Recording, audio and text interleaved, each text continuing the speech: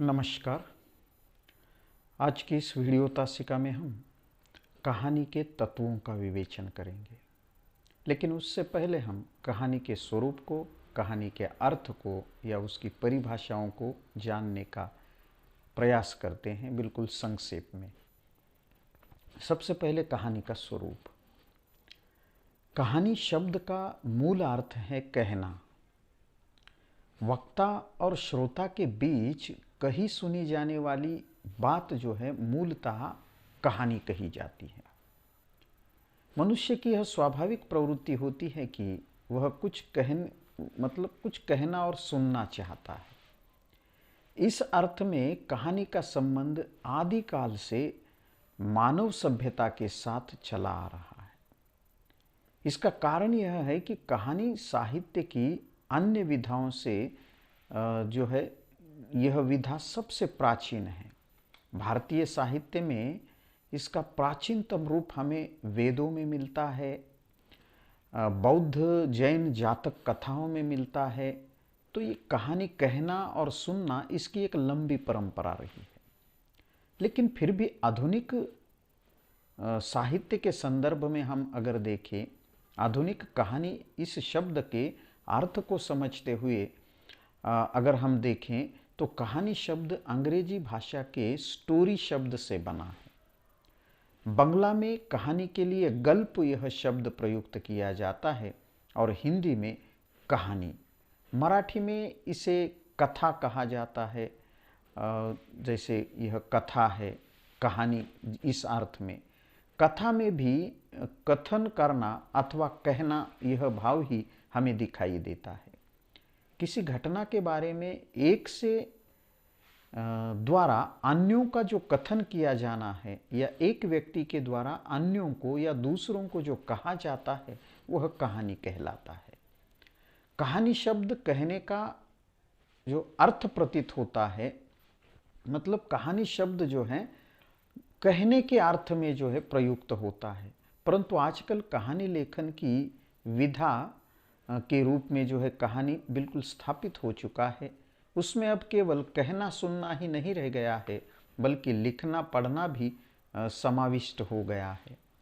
जो कभी राजा रानी की कहानी बनकर नाना नानी के द्वारा बच्चों को सुनाई जाती थी, वही कहानी आज जो है व्यक्ति की अवस्था के अनुरूप धार्मिक, सामाजिक, राजनीतिक, नीतिपरक, मनोविश्लेषणात्मक आदि अनेक संदर्भों में विकसित हो रही है, होती आ रही है। आजकल कहानियों में मानव जीवन की विभिन्न अवस्थाओं का और मनोवृत्तियों का चित्रण जो है सूक्ष्म से सूक्ष्म चित्रण होता हुआ हमें दिखाई देता है। इस तरह से कहानी जो है धीरे धीरे एक विकसित हो रही है और व्यापक तथा सूक्ष्म रूप में वह उसका दायरा जो है बढ़ता जा रहा है। ऐसी यह कहानी विधा है, उसका स्वरूप है। अब कुछ विद्वानों ने कहानी की परिभाषाएं देने का प्रयास किया है। उसमें सबसे पहले हिंदी के कहानी सम्राट के रूप में जिनको हम जानते हैं, ऐसे प्रेमचंद जी ने कहानी की परिभाषा देने का प्रयास किया है। वो कहते हैं कि कहानी एक रमणीय उद्यान नहीं, जिसमें भांति भांति के फूल, बेल, बूटे सजे हुए हैं। कहानी एक ऐसा गमला है जिसमें एक ही पौधे का माधुर्य अपने समुन्नत रूप में दृष्टिगोचर होता है। उन्होंने कहानी को समझाते हुए उद्यान से जो है उसका उपमा देने का प्रयास किया है कि कहानी कोई रमणीय उद्यान नहीं है जिसमें भांति भांति के फूल होते हैं, अलग अलग तरह के फूल होते हैं, बल्कि कहानी वह गमला है। गमला मतलब वह हमारे घर में जो फ्लावर पॉट होता है उसे गमला कहते हैं, या जो जिसमें हम क्यारी कहते हैं, जिसमें फूल उगाते हैं, पौधे लगाते हैं, वह कि जिसमें केवल एक ही पौधे का माधुर्य होता है। कहानी में अलग अलग तरह का अलग अलग विषय नहीं होते, केवल एक विषय पर जो है कहानी लिखी जाती है। इस तरह की बात मुंशी प्रेमचंद जी ने कही है। दूसरे एक हिंदी के बड़े आलोचक रहे हैं जिनका नाम है बाबू गुलाब राय, और उन्होंने कहा है कि छोटी कहानी एक स्वतः पूर्ण रचना है। मतलब छोटी सी जो कहानी होती है वो अपने आप में परिपूर्ण रचना होती है। कहानी में संक्षिप्तता और औत्सुक्यपूर्ण वर्णन होता है। और उन्होंने कहानी की विशेषता बताने का प्रयास किया है कि कहानी में क्या है, तो कहानी में वो औत्सुक्यपूर्ण वर्णन होता है, मतलब उत्सुकता होती है, जिज्ञासा बनाए रखने की क्षमता उसमें हो, और कहानी आकार और प्रकार में जो है संक्षिप्त होती है। इस तरह की बात बाबू गुलाब राय जी ने कही है। आधुनिक या हम कहें कि जो 1980 के बाद की जो महत्वपूर्ण कहानीकार रही हैं मन्नू भंडारी जी, उन्होंने भी कहानी की परिभाषा देने का प्रयास किया है। उन्होंने कहा है कि एक ही व्यथा को सब तक अथवा अनेकों तक पहुंचाने वाली कहानी होती है। मतलब एक ही व्यथा, एक ही समस्या, एक ही वेदना को जो है सभी लोगों तक अगर पहुंचाना है, सभी लोगों तक पहुंचाने की ताकत रखने वाली कहानी यह विधा होती है। इस तरह की बात मन्नू भंडारी जी ने कही है। कहानी के संबंध में हिंदी साहित्य कोश में लिखा है कि कहानी गद्य साहित्य का एक छोटा, अत्यंत सुसंगठित और अपने आप में जो है अपने में पूर्ण कथा रूप है।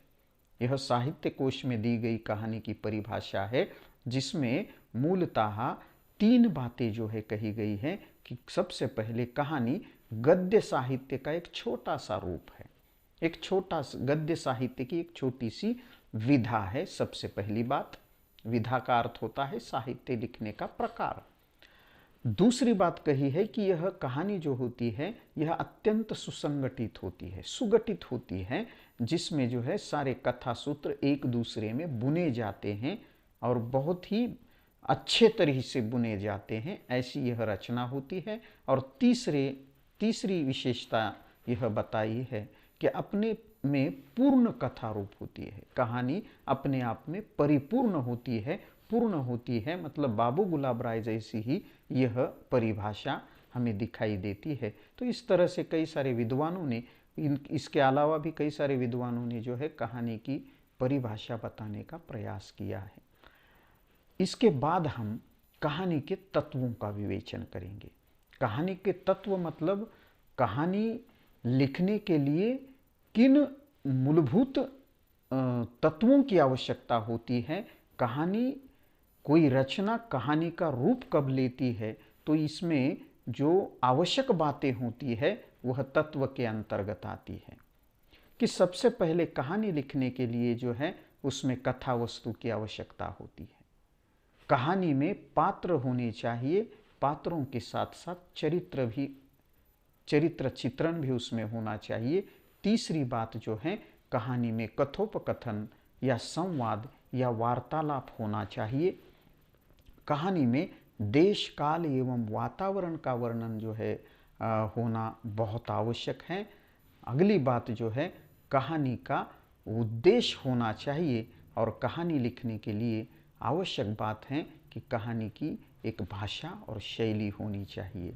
इन तत्वों से कोई भी रचना कहानी का रूप ले लेती है। तो सबसे पहले हम पहला जो तत्व है कहानी का उस पर चर्चा करते हैं, उसका विवेचन कर देखते हैं कि पहला तत्व है कहानी लिखने के लिए कथा वस्तु की आवश्यकता होती है। कथा वस्तु के बगैर, कथा वस्तु के बिना कोई भी रचना कहानी नहीं बन सकती है। बहुत आवश्यक होता है कहानी के लिए कथा वस्तु का होना। परंतु कुछ विद्वान ऐसे हैं कि वह मानते हैं कि यह अनिवार्य तत्व नहीं है, लेकिन बिना कथा वस्तु या घटनाक्रम से कहानी लिखना संभव ही नहीं है, यह सच्चाई है।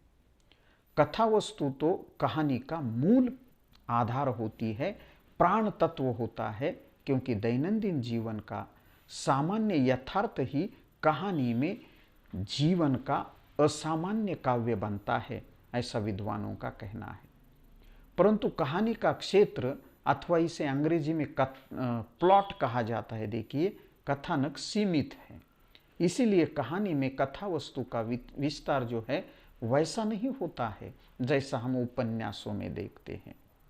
उपन्यास में कहानी या कथा वस्तु का विस्तार के लिए बहुत अधिक जगह होती है। यहाँ कहानी में जो है कथा वस्तु के विस्तार के लिए उतनी जगह नहीं होती। उपन्यास के समान कहानी में अनेक उपकथाओं का गुंफन न होकर केवल एक ही कथानक होता है, केवल एक ही जो है कथा वस्तु होती है। वह संक्षिप्त जो है कथानक रहता है। इसलिए जो है उसमें लेखक को सांकेतिकता का, प्रतीकात्मकता का सहारा लेना पड़ता है। कई सारे प्रसंगों को, कई सारी घटनाओं को बयान करने के लिए यहाँ जगह नहीं होती है, इसलिए सांकेतिक रूप में कहानीकार जो है अपनी बात करता है, जिसके कारण जो है कहानी के कथानक में, कहानी की कथा वस्तु में एक गति हमें दिखाई देती है। उपन्यास की कथा वस्तु विस्तृत होने के कारण उसमें शिथिलता आ जाती है, परंतु यहाँ पर जो है कहानी में हमें एक गतिशीलता दिखाई देती है।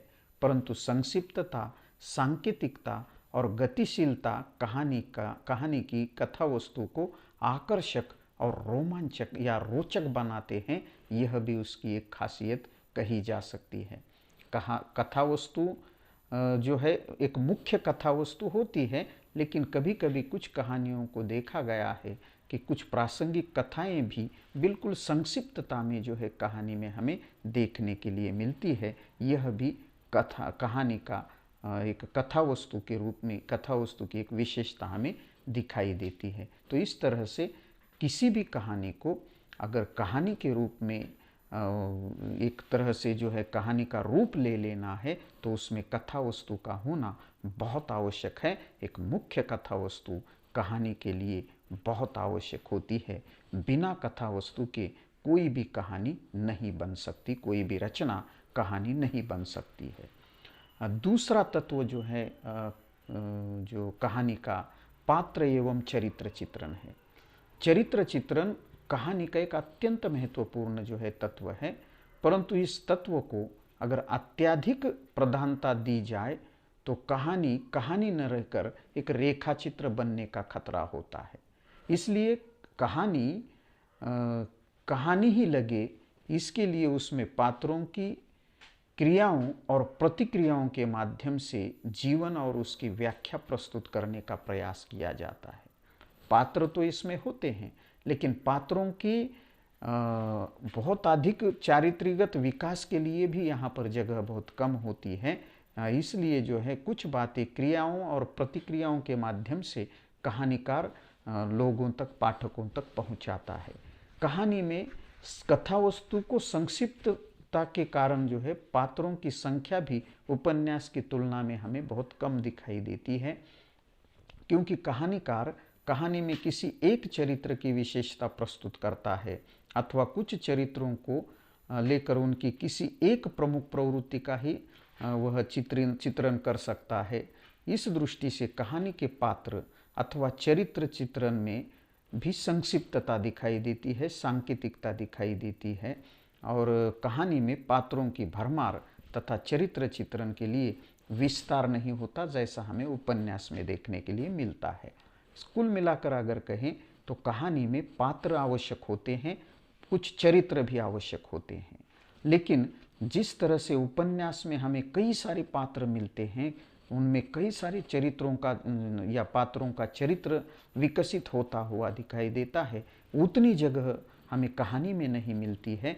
कहानी में सांकेतिकता का सहारा लेना पड़ता है। जिस तरह से कथा वस्तु को लेकर है, उसी तरह से पात्र और चरित्र को लेकर है। लेकिन यह भी आवश्यक है कि चरित्र चित्रण होना चाहिए, पात्र बहुत कम होने चाहिए। इसलिए एक या दो पात्रों से भी कहानी बन सकती है, लेकिन पात्र होने जरूर चाहिए और कुछ पात्रों का चरित्र बनना भी उतना ही आवश्यक है किसी रचना को कहानी बनने के लिए। तो इस तरह से हम कह सकते हैं कि कहानी के लिए या कहानी में पात्र होने चाहिए और कुछ पात्रों का चरित्र जो है विकसित होना चाहिए। यह भी कहानी का एक प्रमुख तत्व हमें देखने के लिए मिलता है। तीसरा तत्व है कहानी का कथोपकथन, या इसे ही पर्यायवाची शब्द है संवाद। अंग्रेजी में इसे डायलॉग कहा जाता है। हिंदी में जो है और एक शब्द प्रयुक्त किया जाता है, वार्तालाप। तो कहानी में जो है वैसे देखा जाए तो कथोपकथन या संवाद जो है उतने महत्वपूर्ण नहीं माने जाते जितने नाटकों में। नाटकों में संवाद या कथोपकथन जो है नाटक का प्राण तत्व होता है, परंतु गद्य की जो अन्य विधाएं हैं जिसमें कथा वस्तु को आगे ले जाने के लिए जो है लेखक संवादों का सहारा ले सकता है। और उपन्यास में हो, कहानी में हो, संवाद क्या करते हैं तो कथा वस्तु को आगे बढ़ाते हैं। तो इस दृष्टि से भी कहानी के लिए कथोपकथन या संवाद की बहुत आवश्यकता होती है। परंतु कथा वस्तु के कारण कहानी के संवाद भी एक संक्षिप्त होते हैं। यहाँ संवादों के लिए भी अधिक जगह नहीं होती जैसे उपन्यासों में हमें देखने के लिए मिलती है। उपन्यास के पात्रों के समान कहानी के पात्र लंबी जो है बहसबानी नहीं कर सकते हैं। जिस तरह से उपन्यास में कई सारे संवाद और लंबे लंबे संवाद हमें देखने के लिए मिलते हैं, उतनी जगह कहानी में नहीं होती है। इसी कारण कहानी के जो संवाद होते हैं, कहानी का जो कथोपकथन होता है वह अत्यंत संक्षिप्त होता है। कहानी में अगर संवादों में अगर संक्षिप्तता नहीं है तो कहानी रोचक नहीं लगती। अगर कहानी में भी उपन्यास के जैसे लंबे संवाद चलते रहें तो कहानी बोझिल हो सकती है, उबाऊ हो सकती है और पाठक बीच में ही वह कहानी पढ़ना छोड़ दे सकता है। ये भी एक खतरा या संभावना जो है हो सकती है। कुल मिलाकर अगर कहें जैसे कहानी में कथोपकथन से एक तरह से कथा वस्तु आगे बढ़ सकती है, उसी तरह से कहानी के माध्यम से कहानी में संवादों के माध्यम से उस कहानी में जो पात्र होते हैं, जो चरित्र होता है, वह विकसित या उस चरित्र की विशेषताओं को सामने लाने के लिए संवादों को भी प्रयुक्त किया जा सकता है। मतलब कहानी में संवाद दो प्रकार का कार्य करते हैं, एक तो कथा वस्तु को आगे बढ़ाते हैं और दूसरा उस कहानी में जो पात्र है उन पात्रों की जो चारित्रिक विशेषताएं हैं उन चारित्रिक विशेषताओं को उद्घाटित करने का काम कहानी का कथोपकथन या संवाद या वार्तालाप यह तत्व करता है। इस दृष्टि से कहानी के लिए संवादों की बहुत आवश्यकता होती है, जिससे कहानी अगर चुस्त दुरुस्त संवाद है, संक्षिप्त और रोचक संवाद है तो कहानी को जो है पाठकों के मन में वह जगह बना सकती है। तो इस दृष्टि से संवाद यह अत्यंत महत्वपूर्ण तत्व माना जा सकता है। कहानी का चौथा तत्व है देश काल एवं वातावरण।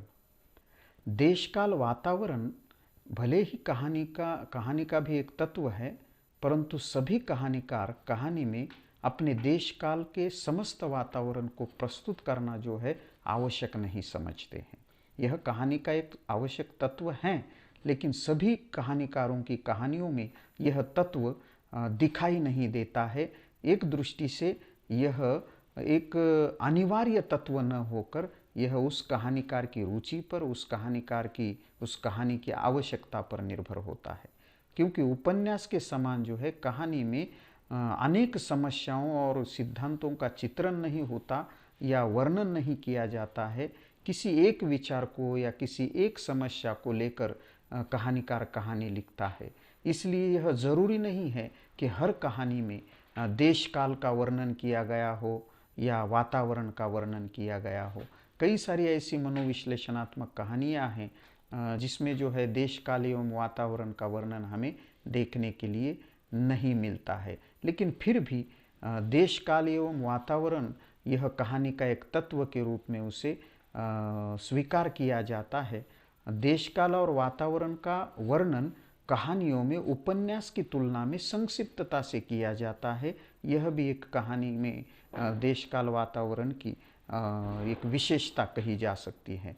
सबसे पहले मैं देश काल और वातावरण के संदर्भ में कहना चाहूँगा कि कहानीकार जब किसी कहानी का प्रारंभ करता है या किसी विषय को लेकर कहानी लिखता है तो वह कहानी कि कौन सी पृष्ठभूमि पर लिखी जा रही है वह कहानीकार कौन से देश की और किस समय की कहानी कह रहा है, यह बताने के लिए देश काल का और उस वातावरण का वर्णन आवश्यक होता है।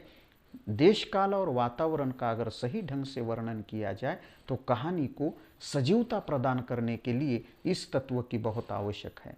अगर अच्छी तरह से किसी कहानीकार ने इस वातावरण का वर्णन किया है तो हम वह वातावरण पढ़कर उस काल में, उस समय में और उस देश की पृष्ठभूमि में अपने आप चले जाते हैं।